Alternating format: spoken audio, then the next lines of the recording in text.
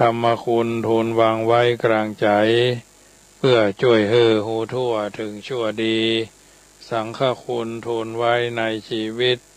เพื่อช่วยพิษพ้นทุกข์เป็นสุขีด้วยบุญอภิวันอัญชรีสวัสดีโดยการนิรันดร์เทิน10 นิ้วกราบแนบใต้ไหว้สาบารมีธรรม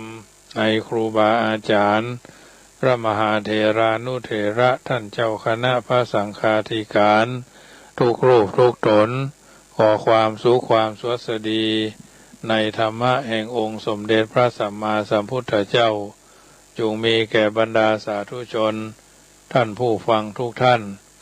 ที่มีโอกาสเปิดเครื่องรับฟังรายการเสียงธรรมก่อนรับตา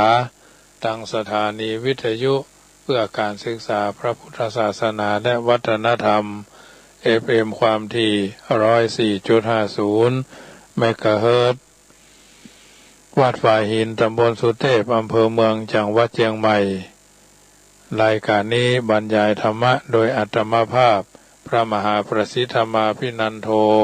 เจ้าวาดวัดจังคำตำบลมะกอกอำเภอป่าซางจังหวัดลำพูนเผยแผ่ธรรมในนามของคณะสงฆ์หน่วยอบรมประชาชนประจำตำบลมะกอกเบอร์โทรศัพท์ติดต่อประสานงานที่0615476539ส่วนเบอร์325นั่นยังบ่ได้รับโทรศัพท์จากท่านช่างเทเนอร์ญาติโยมใจ60154765339ไปก่อนจนกว่าจะสำเร็จแล้วเสร็จบริบูรณ์ไปทางหน้าวันนี้พระกันก็เป็นวันอาทิตย์ที่2 เดือนพฤษภาคมเป็นเดือนที่4 เดือนผ่านไปแล้วเอาท่านทั้งหลายก็อยู่ในสภาวะการพื้นที่บางที่ก็สีแดงเข้มสีส้มสีเขียวสีเหลืองไปตามที่เพิ่นกำหนดกฎเกณฑ์เอาไว้ทางนี้ทางนั้นก็ถือว่าช่วงนี้การแพร่ระบาดของโรคโควิด -19 ก็ถือว่าเป็นโรคที่จะพึงระมัดระวังตัวรักษาเนื้อรักษาตัวรักษาจิตรักษาใจของแต่ละท่านมาเข้าไปมั่วสุม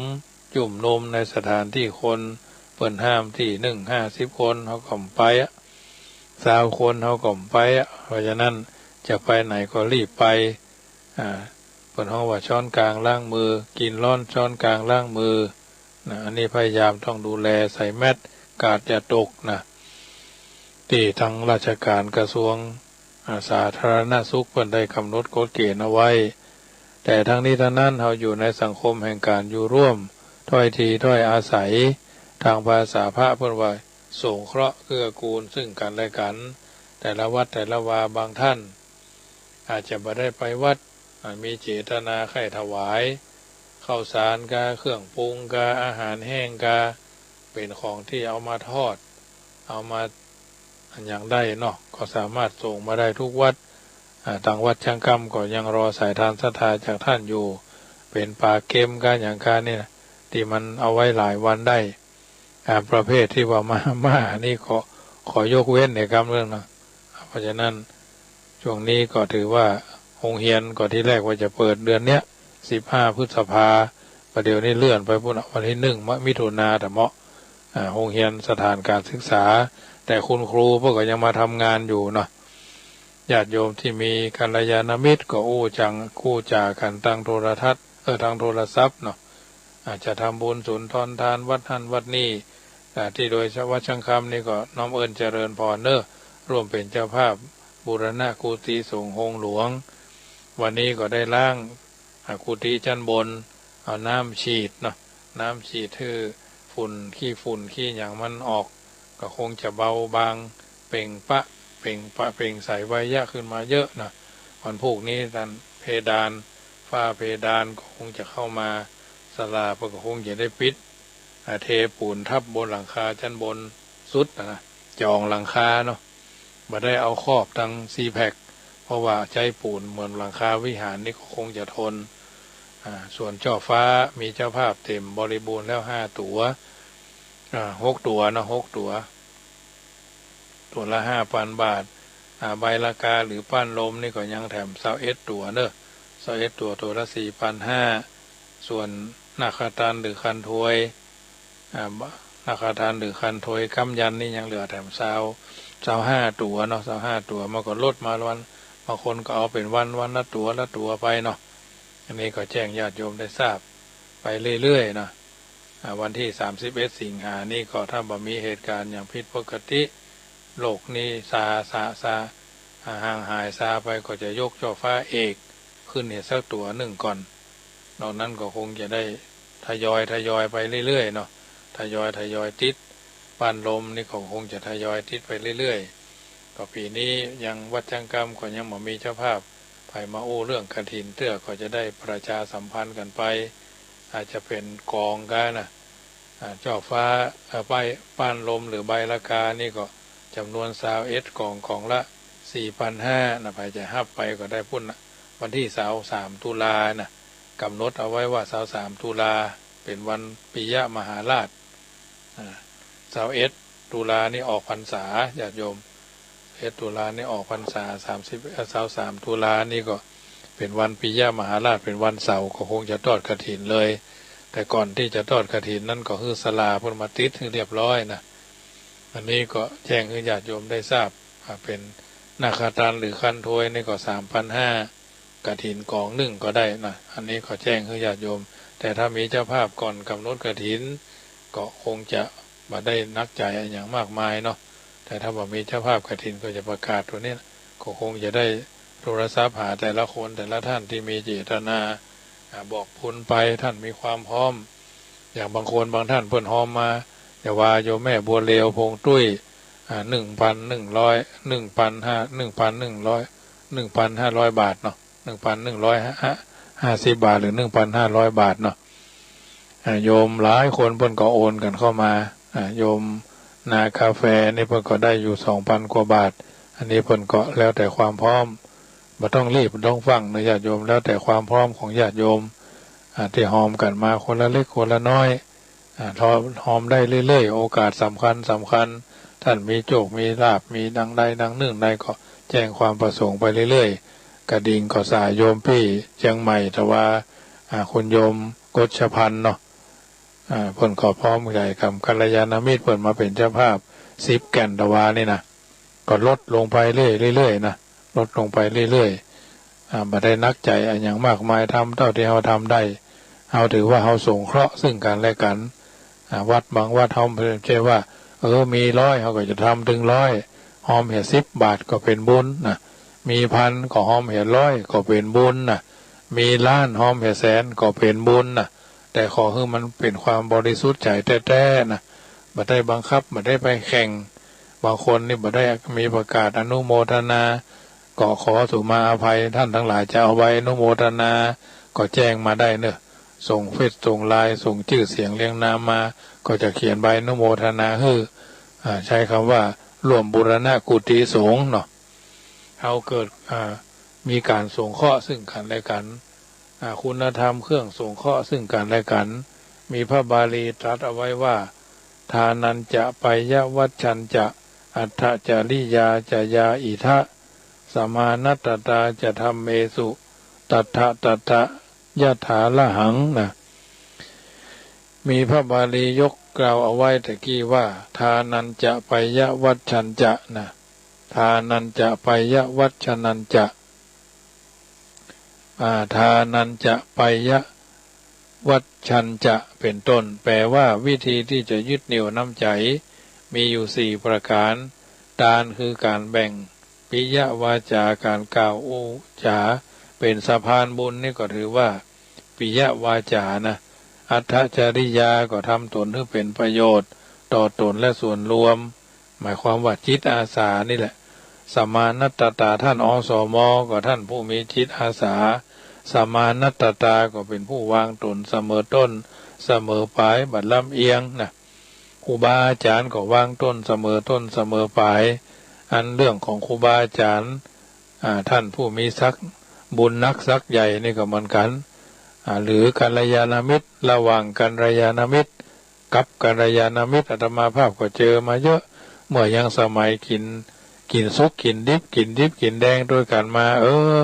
อยู่ไปอยู่มาพอมีตำแหน่งแห่งหนห้องชื่อเดิมมาได้ละก็มีญาติโยมครูบาอาจารย์ก็เหมือนกันปัจจุบันนี้ท่านก็ยังมีหน้ามีตามีศักดิ์มีสีในสังคมเอาใจคำตะกอนมาได้แม้กระทั่งอยู่ด้วยกัน2-2ระหว่างท่านกับอาตมาภาพก็เลยบ่อยากจะเข้าไปใกล้เพราะอย่างเพราะท่านบุญนักสักใหญ่เหลือเกินก็บ่อยากจะไปเข้าใกล้คือพระว่าคิดสูงให้ถึงดวงดาว2 เท้าให้ติดดินนะเป็นคนอย่าลืมตัวเป็นวัวอย่าลืมตีนนะอันนี้เป็นเรื่องที่เราจะต้องพึงสังวรไว้เยอะๆนะการวางตนบ่เสมอต้นบ่เสมอปลายเพิ่นว่าติดดินเนาะบางคนเนี่ยอาตมาภาพได้ทักทายมาเหมือนเดิมเหมือนบ่ได้เปลี่ยนแปลงเหมือนบ่ได้พี่บ่ได้เหมือนพ่อก็เหมือนพ่อบ่เหมือนบ่ใช่แม่ก็เหมือนแม่บ่ใช่พี่ก็เหมือนพี่บ่ใช่อ้ายก็เหมือนอ้ายนะมีความเคารพยำเกรงท่านเสมอมาด้วยความจริงใจและบริสุทธิ์ใจเสมอมาอย่างบางคนบางท่านถามว่าทุกเจ้าเฮาตัวนั่นเป็นยังอี้ตัวนี้เพิ่นยังมีกับเรื่องกับราวนะท่านเหล่านั้นท่านบ่ได้สวดมนต์นะญาติโยมเอาตั้งข้อสังเกตครูบาอาจารย์สมัยก่อนนะเพิ่นก็สงเคราะห์เพิ่นมีบารมีนะครูบาวัดพระพุทธบาทตาผ้าในสวดมนต์วันละ4 ยกกันนะ4 เตื้อกันนะเจ้าสวดตอนสวดบ่ายสวดแรงสวดเมื่อคืนสวดแล้วนะอันนี้ก็ถือว่าเป็นบารมีส่วนหนึ่งครูบาวัดสรีวัดจังกัมนี่ก็เหมือนกันเพิ่นก็สวดมนต์วันละ3 เตื้อนะตอนแรงตอนก่อนจะเข้านอนนะตอนเจ้าก่อนตอนบ่ายแล้วก็ตอนจะเข้านอนเนี่ยเพิ่นก็สวดมนต์เพิ่นตาบ่ใจดีตาบ่ค่อยหันชัดระยะหลังๆนี่นะแข้งขาก็ไม่ค่อยดีเพิ่นก็ยังสวดของเพิ่นไปเรื่อยๆนะสวดจำแม่นเอาตัวหนังสือตัวบ่มตันแหละอันนี้เพิ่นเพราะอานิสงส์แห่งการสวดมนต์ครูบาอาจารย์ก็ดีญาติโยมก็ดีสวดมนต์บ่ต้องว่าวางนี่ว่างบ่ค่อยไปบ่ค่อยได้ไปหั่นไปนี่เอากึดถึงเอาแผ่เมตตาดีกว่าสวดมนต์วันละ3 เวลาสวดมนต์เป็นยาทาหรอเท่าทายา3 เวลานะยาทาใจนะไม่ใช่ยาทากายเพราะฉะนั้นทำอาตมาภาพก็เหมือนกันสวดมนต์ให้ญาติโยมส่วนตัวส่วนรวมเนาะส่วนรวมก็สวดเจ้าสวดแรงให้ญาติโยมได้ฟังเพียรพัดเปลี่ยนหมุนเวียนไปเรื่อยๆนะไม่ใช่ซ้ำบทเก่าญาติโยมอาจจะบ่คล่องเหมือนตัวเจ้าแต่ที่สำคัญเราเนื้อต้องอิติปิโสกะพาหุงกะเนี่ยเราควรจะได้นะญาติโยมมหากรุณิโกกะเนี่ยชินบัญชรกะเนี่ยเราควรจะได้ถวายพรพระพาหุง9 บทเนี่ยญาติโยมก็ควรจะได้อิติปิโสบารมี30 ทัศนะมันมีอยู่2 อย่างราธานะปาลามีสัมปันโนทานะอุบาบารามีสัมปันโนอันนี้ถือว่าเป็นผลห้องว่าอิติปิโสแบบภาคกลางแบบ30 ทัศถ้าว่าเตปิโสภาคาวาทานะบารมีสัมปันโนทานะอุบาบารามีสัมปันโนทานะบารมัทธบารมีสัมปันโนมหาชัยยะภาคโรนิวาราเมนะโทวัตโสธรรมการระยานาทีวิปัสสนาคโตนี่เพิ่นเฮาไว้อิติปิโสมหาชัยครั้งหนึ่งครูบาวัดน้ำบ่อหลวงครั้งหนึ่งครูบาวัดจังกัมล่ะครูบาอาจารย์แถม108 ตนไปจำเริญพระพุทธคุณที่ศาลหลักเมือง2516นะอาตมาภาพก็ได้ยินจากเพิ่นเล่าจากอาตมาฟังว่าครูบาวัดพระพุทธบาทตาผ้านี่บ่ได้ไปครูบาวัดจังกัมไปแทนแล้วก็ครูบาวัดน้ำบ่อหลวงครูบาพระสุธรรมยานเถรญาณธรรมญาณเพิ่นฮ้องว่าสุธรรมครูบาอินทจักรักษานะครูบาพรหมจักรักษานี่ครูบาน้องนะครูบาคำพีโลนี่พุ่นวัดพระธาตุดอยน้อยนะครูบาพ่อเพ่งนี่วัดสันหนองเจดีเนี่ยวันนี้เพิ่นบวชตั้งแต่โปรดเป็นทุเจ้าพระเนรมดเนาะเ พื่อไปสวดกันที่ศาลากรุงเทพที่ศาลหลักเมืองกรุงเทพนะอันนี้เป็นสวดที่พิโสมหาชัยละพูนเนี่ยก็เลยใช้บทนี่แหละเป็นสวดมนต์ธรรมาภาพก็ได้ศึกษาเพิ่มเติมจากครูบาอาจารย์มันมีก็อำเภอป่าซางนี่แหละในที่พิโสมหาชัยที่พิโสบารมีนะถ้าเราสวดถึงวันมันจะมีอย่างนักมีพุทโธธัมโมสังโฆพ่อแม่เทพบุตรเทวดาอินพรหมยมญาติโคตรนักพระนว่านาคคนทันทั้งหลายมันอยู่ในวนไปวนมาเนี่ยเพราะฉะนั้นองค์แห่งการเสียสละก็คือการวางตนเสมอต้นเสมอปลายตานหมายถึงการฮื้อเพื่อกำจัดกิเลสอย่างหนึ่งเพื่อสงเคราะห์คนอื่น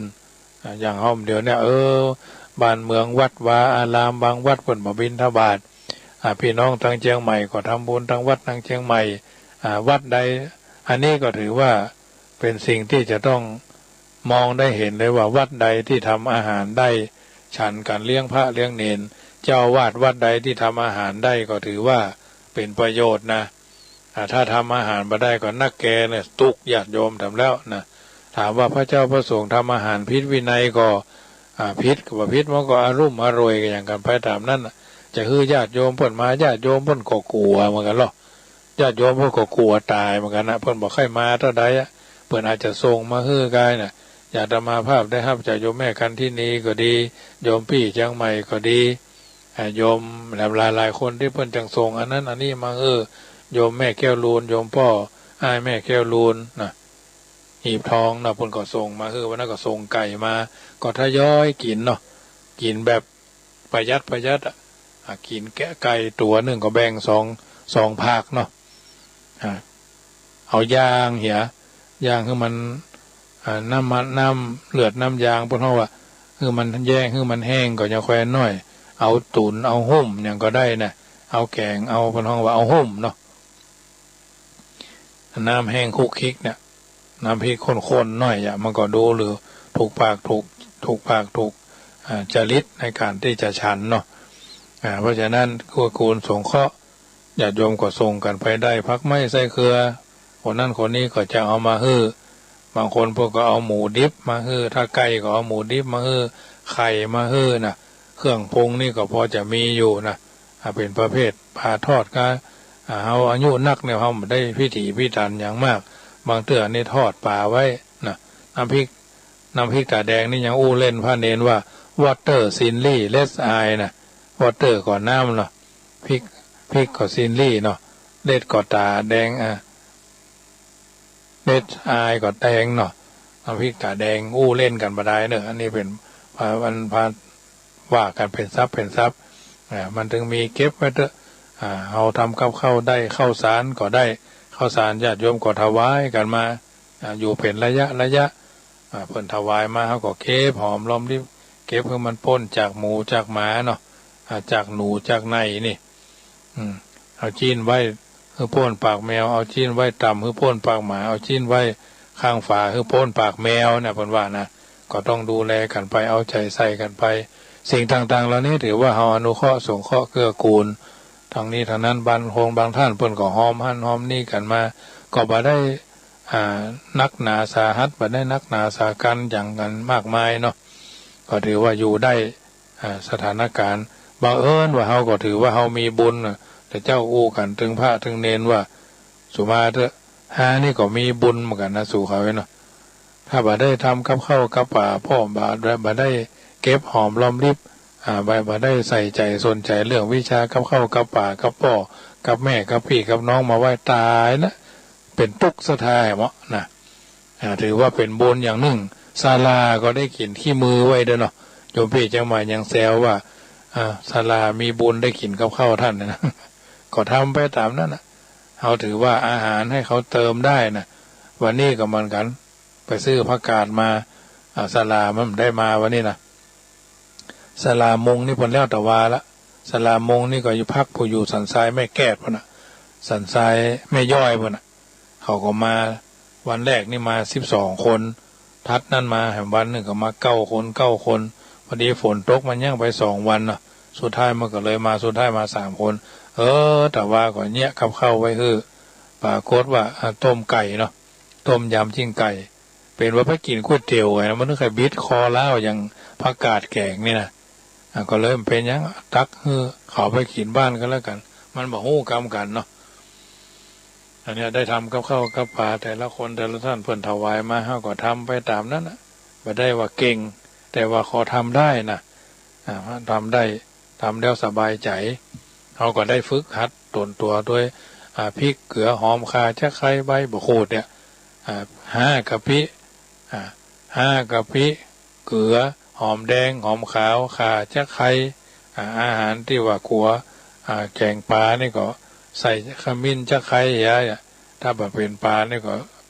แบบใส่ขมิ้นแกงหั่นแกงนี่ก็มันอยู่ในมันเป็นสมุนไพรเท่านั้นหอมเจียมหอมแดงบ่ได้เน้นผงชูรสบ่ได้เน้นรสดีบ่ได้เน้นขนอนะแต่ก่อนเขายังมีสมัยพ่อแม่เขาญาติผู้ใหญ่เขาแต่ก่อนมีการมีงานทางวัดทางวาเพื่อก่อนใจหาเน้นผงชูรสใส่อย่าน้อยๆเพราะจะใส่นักมันชูรสหรอชูให้มันได้มันขึ้นลิ้นนะมันมีรสกับลิ้นสัมผัสปั๊บนะหัวแต่ก่อนนี่ซีอิ๊วขายก็จะมีน้ำป่าแหละมาระยะหลังๆนี่ก็มีอันนั้นอันนี้ขึ้นมาอยู่เรื่อยๆมีแม็กกี้ว่าอย่างเข้ามาสดถ้าเป็นครัวใจจีนนี่ก็คิโคเมนเนาะอาหารน้ำป่าญี่ปุ่นแล้วนะอันนี้ก็ถือว่าเป็นอาหารที่นานาสาระนำมาเอามีโอกาสได้สงเคราะห์ซึ่งกันและกันเพื่อเป็นการกำจัดกิเลสเครื่องเศร้ามองใจโดยประการละทั้งหลายกิเลสก็คือความตระหนี่ที่เหนียวความหันแก่ตัวความมักได้บางวัดเพิ่นมีความพร้อมเพิ่นก็แบ่งคือศรัทธาแบ่งแก่งกับข้าวกับป่าคือศรัทธาขอธรรมาภาพนี่เป็นวัดสมถะเรียบง่ายนะอยู่ง่ายฉันง่ายปฏิบัติง่ายแต่ไม่มักง่ายนะบางทีวัดใกล้บ้านนี่ก็ปัญหานักบางทีบางครั้งญาติโยมพิษหัวกันเดือดหัวกันทั้งบ้านทั้งจองอันใดเป็นหมาอันใดบัดเป็นสัตว์เป็นส่วนถ้าวัดใกล้บ้านนี่อย่างว่าบางทีเราอ่อนลูกเต้าชาวบ้านเข้ามาวุ่นวายพอสมควรบางวัดก็ได้ยินข่าวในตำบลเดียวกันเนี้ยวัดใกล้หมู่บ้านหรอก็เดี๋ยวหมอนั่นมาเปียอันนั้นไปหมอนี่มาเปียอันนั้นไปบิณฑบาตมาย่ำตันอย่างเนื้อเปียกันสดคือพอภาพแล้วมันหมางาม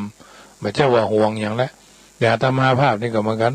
เวลาแบบบิณฑบาตไปบิณฑบาตมาช่วยหั่นช่วยนี่ก็ผสมควรที่จะเอาไปบิณฑบาตแทนที่จะช่วยตรงนั้นตรงนี้เรื่องบิณฑบาตนี่เป็นหน้าที่ของทุเจ้าเนาะทุเจ้าพระเนรนะรายการภาคเจ้าต่อไปถ้าหากว่าเป็นไปได้นี่ก็คงจะได้ขยับเป็นตี 5 ถึง 6 โมงเพราะว่าธรรมาภาพก็คงจะได้ไปบิณฑบาตขึ้นตี 5ต่อภาคเจ้าเนี่ยนะตี 5เป็น6 โมง6 โมงปลายนี่ก็จะไปบิณฑบาตเพราะทุเจ้านี่ก็ช่วงนี้เขาอยู่วัดใหม่ไปต่างจากวัดก็มีไปโดนกักไว้กรุงเทพพวกก็มีนะก็เลยคงจะต้องไปบิณฑบาตสามเณรก็ลาสิกขาไปตนหนึ่งก็เหลือมดละสามเณรมีละแล้วก็ทุเจ้า6 ตนอยู่คนละที่ตนหนึ่งก็ชราภาพไปแล้วนะตนหนึ่งก็ไปพ่องบ่ไปพ่องเขาก็ถือว่าหน้าที่ของเขานะเป็นการกายบริหารเขาไปบิณฑบาตให้เขาหู้เขาหันหรอหันสปะสะเปดในบ้านในจองเนี่ยเป็นการตั้งเจตนาของเขาว่ากำจัดกิเลสความตระหนี่ที่เหนียวการมีลักษณะที่ประกอบด้วยวัตถุเป็นของที่จะต้องจะต้องเป็นวัตถุที่หามาได้ด้วยสุจริตเจตนาได้แก่ตันตั้งใจบำเพ็ญทานมุ่งชำระกิเลสมุ่งเกิดหวังเหตุเครื่องตอบแทนมาได้หวังเครื่องตอบแทนเจตนาคือการบุคคลก็ได้แก่ผู้ทานจะต้องเป็นคนดีเป็นคนมีศีลมีธรรมผู้ห้ามทานต้องเป็นคนมีศีลมีธรรมเพื่อสงเคราะห์คนอื่นหมายความว่าช่วยเหลือในยามวิกฤตเนาะอย่างปัจจุบันเนี่ยเราช่วยกันการยกระดับชีวิตให้ดีกว่าเดิมเจตนาของการขึ้นอยู่กับการยึดเหนี่ยวน้ำใจของผู้รับเป็นประการสำคัญอยากให้ผู้รับมีความสุขความเจริญหรือผู้ตกทุกข์ได้ยากพ้นจากความตกทุกข์ได้ยากผู้รู้ผู้อยู่ร้อนนอนทุกข์บ่อยู่ห้อนนอนทุกข์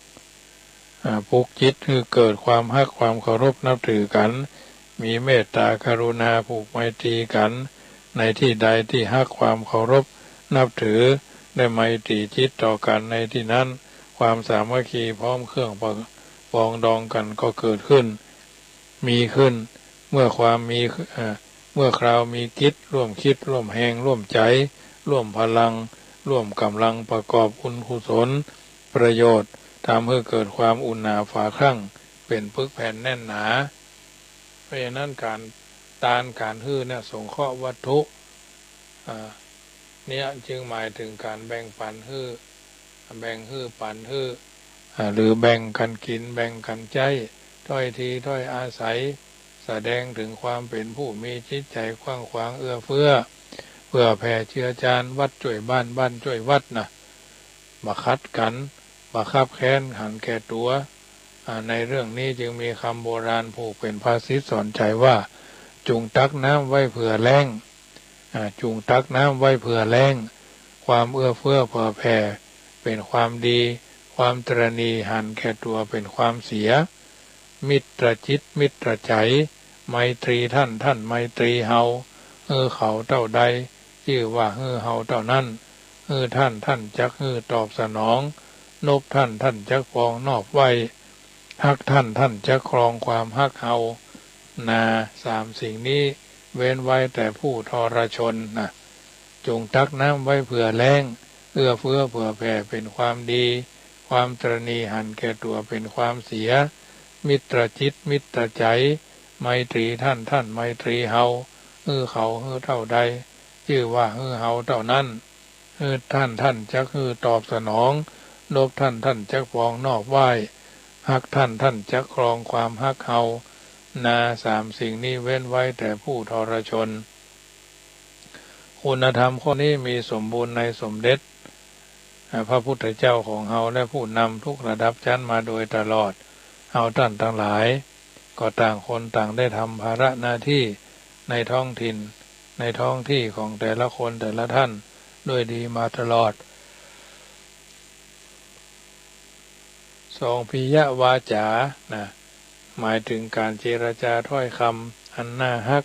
ไฟมุฟังม่วนได้แก่การอู้ถ้อยคำที่สุภาพอ่อนโยนทำให้ผู้ฟังเกิดความเบิกบานสำราญใจทำให้ผู้อู้เป็นที่ฮักใคร่ชอบของผู้ฟังเป็นวาจาประกอบด้วยประโยชน์ความจริงการอู้ก็จัดว่าเป็นสำคัญถ้าผู้อู้จักอู้เหมาะสมแก่กาลเทศะบุคคลย่อมอำนวยผลประโยชน์ทั้งในด้านการปกครองการสมาคมการชักนำและการติดต่อประสานงานพ่อแม่หูจักใจวาจาอู้กับลูกบ่าวลูกสาวลูกบ่าวลูกสาวย่อมประทับใจยับใจดูดดื่มซาบซึ้งเกิดความเคารพนับถือแม่บุตรธิดาหูจักอู้กับพ่อกับแม่พ่อแม่เกิดมีความเอ็นดูฮักใคร่ปรารถนาดีผู้ใหญ่กล่าวทักทายปราศัยโปรยปลายแก่ผู้น้อยย่อมทำให้ผู้น้อยมีกำลังใจทำกิจการด้วยความเต็มใจและจุงรักภักดีการอู้จึงก่อให้เกิดไมตรีจิตก็ได้ทำลายไมตรีจิตก็มีหรืออู้ชั่วก็มีอู้ดีก็ได้พุทธเจ้าจึงตรัสเอาไว้ว่าคูตพานีพูดไพเราะบุพพานีพูดจาเป็นภาษาดอกไม้มัทุระพานีอู้คนอู้เพราะมีรสอร่อยเป็นต้นจึงนำมาเสนอให้ญาติโยมสาธุชนได้ยินได้ฟังแล้วก็นำไปเป็นนิทัศนะอุทาหรณ์เตือนจิตสกิดใจในการดำเนินชีวิตของเฮาท่านทั้งหลายเป็นลำดับไปค่ำคืนของวันนี้รายการเสียงธรรมก่อนรับตาก็มาถึงช่วงแห่งการ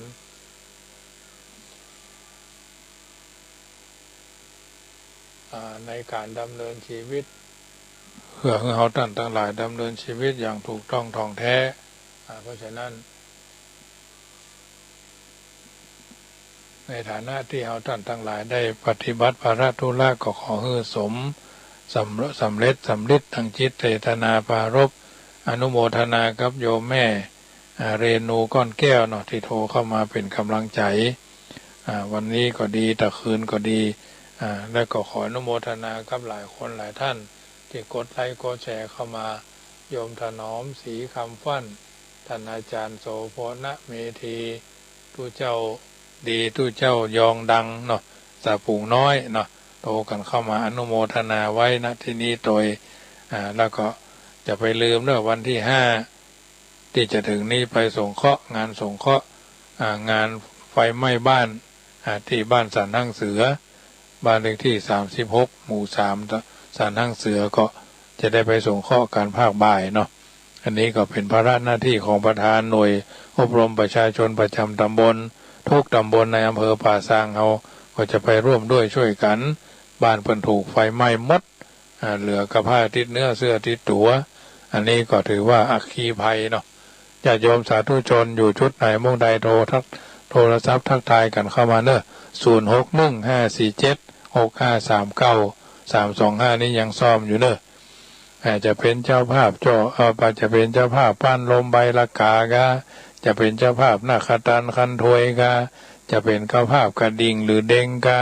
จะเป็นเจ้าภาพเป็นตารางเม็ดกะก็น้ำเอิญเจริญพรเนอะท่านผู้ใดมีศรัทธาอันแห่งกล้า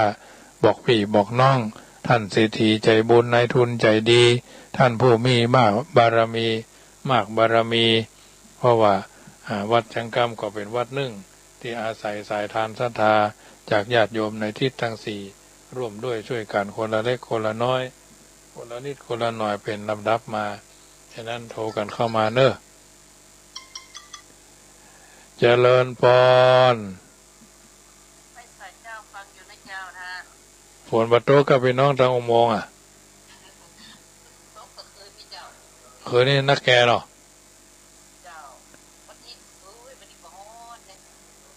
อันมันตกมา3 วันนี้ก่อนที่จังค่ำนี่ก็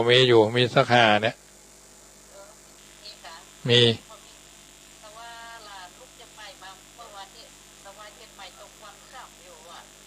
มันมาเหมือนกันเลยจะเป็นกำลังใจแม่เนอะเจริญพรเจ้าพี่น้องอุโมงค์ทำขนมนะก็ขออันม่วนกายม่วนเหมือนเทน้ำเทท่าเหมือนท่านศรีวิชาท่านพันห้อยเหรอศรีถนนชัยเนาะเพราะฉะนั้น1 เสียง1 สาย1 กำลังใจแม่จันดีปากก้างพี่น้องดอยสะเก็ดพี่น้องบ้านต่อเมืองลังเนาะฟังกันเพลินดีเนาะก็ขออนุโมทนาในกุศลจิตกุศลเจตนาในการดำเนินชีวิตคือผ่านวิกฤตไปด้วยดีพุทโธโยแคล้วคลาดธัมโมโยแคล้วคลาดสังโฆโยแคล้วคลาดพระพุทธเจ้าย้ายบาทอิติปิโสภควาข้าพเจ้าขอตั้งจิตอธิษฐานอุทิศส่วนบุญกุศลนี้แผ่ไปให้ไพศาลถึงพ่อแม่ญาติโยมท่านสาธุชนคนดีทุกคนทุกท่านอยู่เย็นเป็นสุขอายุมั่นขวัญยืนรับเป็นสุขตื่นเป็นสุขกันทั่วหน้าสัพพะมงคลใดในโลกล้วนสดสดีสิ่งนั้นพึงมีครับท่านสาธุชนจุใหญ่น้อยใจยิงนั่นจุงจักมีอายุวันโนสุขังปะลังขอเจริญพร